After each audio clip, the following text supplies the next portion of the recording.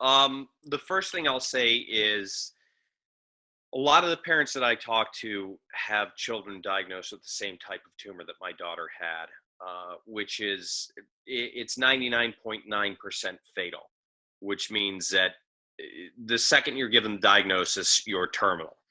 And all you have to do is put in Google DIPG or diffuse intrinsic pontine glioma, and every single thing that you read about it is that it is universally fatal, terminal, terminal, terminal from the get-go. When I talk to a parent of a newly diagnosed child, and I'll turn to the main part of your question, because I think this is illustrative of how to provide hope in a situation that may seem hopeless, is I always talk about the research that's being done.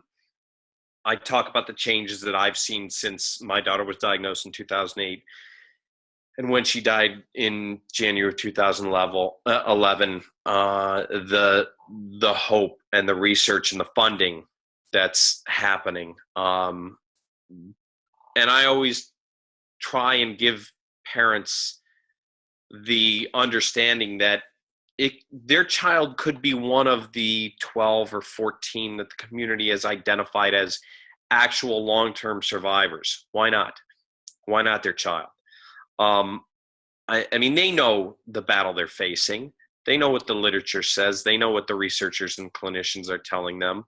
But they need to be able to get out of bed every single morning, look their child in the eye, and normalize it and try and give their child the best life possible. And you can only do that with hope.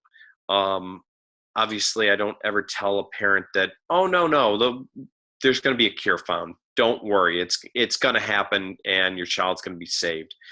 They know the odds that they're facing.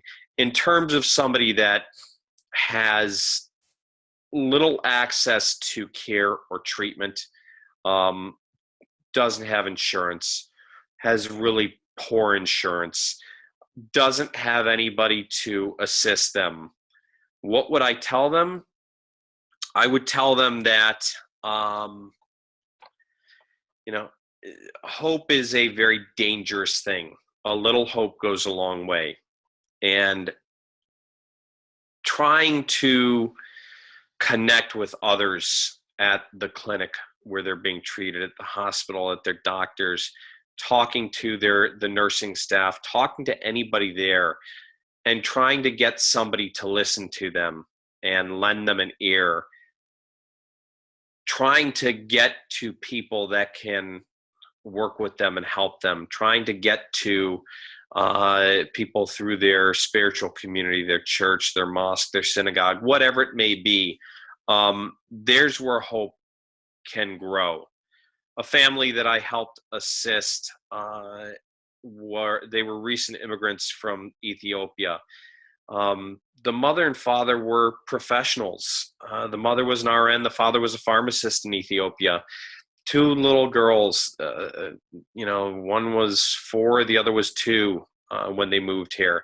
They moved into a 1-bedroom apartment, and in good times were barely covering their rent. And shortly after, the father arrived with their older daughter. She was diagnosed with the same tumor that my daughter had. They had Medicaid. They were being denied left and right various elements of coverage. They talked to a social worker, and the social worker remembered me. And the social worker reached out to me, and from there, one of the foundations that I work for, the Max Cure organization, we helped support them, and I helped get 4 or 5 other organizations together that I was aware of to support them, and had their rent covered for a couple of years, got their green cards taken care of, got the child buried, unfortunately.